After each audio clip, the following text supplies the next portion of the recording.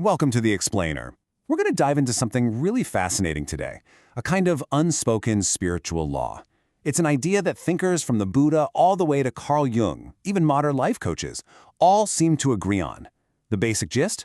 When you cross certain people, there are real and pretty much automatic consequences. Okay, so let's just jump right in with a pretty provocative question. What if harming one specific type of person could actually trigger the laws of the universe against you? I mean, really think about that. Imagine some people are so plugged into their purpose that the universe itself has their back. So what happens when someone messes with them? So we've got this, let's call it a council of 20 great thinkers, from spiritual masters to psychologists, and they all agree on one thing: there are consequences.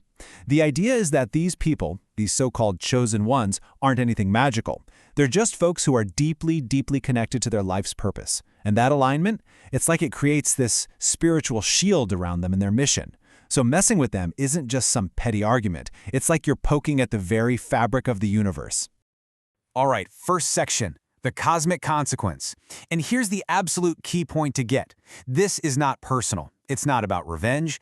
The chosen one isn't plotting against you. No, the spiritual masters in our group, they all point to something way bigger, an impartial, universal law that just clicks into place to restore balance. And the Buddha, well, he framed this perfectly. For him, it wasn't punishment from some angry god. Nope, it was just the simple, unavoidable law of karma. Think of it like gravity. It's just a law of the universe. Every single action creates a ripple, and that ripple, without fail, is going to find its way back home. And then you've got Lao Tzu, who gives us this awesome metaphor. He says, messing with one of these people is like trying to dam a powerful river. You're trying to block the natural flow of the universe, the Tao. And what happens when you dam a river? You don't stop the water, do you? You just build up all this pressure until eventually that dam bursts. And the flood that comes is, as he puts it, brutal in its subtlety. So when you zoom out and look at the cosmic viewpoint, you start to see a pattern. It doesn't matter what you call it. Jesus might talk about divine justice, an eye for an eye, and God's perfect timing. The Buddha, of course, calls it karma. Lao Tzu talks about the Tao, how any force you push against divine energy just rebounds right back at you. And Krishna mentions dharma, how going against a protected person disrupts the entire cosmic order. The names change, but the law, it's exactly the same. Okay, so that's the cosmic angle. But what if the whole thing has nothing to do with the universe? What if it's all in our heads? This brings us to the psychological blowback. The psychologists on our council have a totally different take, but it's just as powerful. They say the consequences don't come from out there, they come from deep inside of you. And it all kicks off with something called psychological projection. It's a tricky little defense mechanism our brains use. Basically, it's when you take all the stuff you can't stand about yourself, your insecurities, your faults, maybe even secret desires, and instead of owning them, you unconsciously stick them onto someone else. You see your issues in them. And this whole thing creates a nasty cycle of self-sabotage, and it happens in 3 pretty predictable steps. First, you project. You see your own issues, your insecurities, whatever, onto this chosen one. Second, you attack. You go after them for it. But here's the kicker. You're not really attacking them. You're attacking the part of yourself that you refuse to see. And third, the rebound. That internal battle, that civil war inside your own mind, it just leads to chaos, failure, and self-sabotage. You literally become your own worst enemy.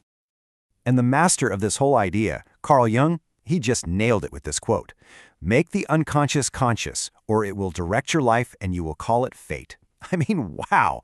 What looks like cosmic karma or some mysterious universal law is often just our own inner drama playing out on the world stage. We're the ones causing our own bad luck.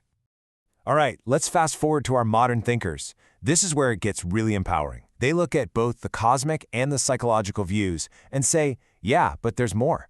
They argue that we're not just victims of these invisible laws, we are actively creating our reality and the consequences with our own thoughts. And this is such a powerful idea. Someone like Florence Scovel Shinn put it beautifully: your word is your wand. Your words, your thoughts, they're not just empty air. They're creative forces. And when you use those words like a wand to cast negativity on a chosen one, you're not cursing them. You're actually casting that spell right back onto yourself. So look at this. It really boils down to your mindset, which then creates your reality. If your mind is filled with envy, mockery, or malice, thinkers like Reverend Ike and Napoleon Hill said you're literally blocking your own success. You're inviting failure. But on the flip side, if you operate from a place of respect, blessings, and self-love, like Louise Hay and William James taught, you align yourself with that same divine favor. It's a choice, and the outcome is a direct reflection of that choice. Okay, so what do we do with all this? Why does any of this matter in your day-to-day life? Well, this isn't just some cool philosophical idea to think about.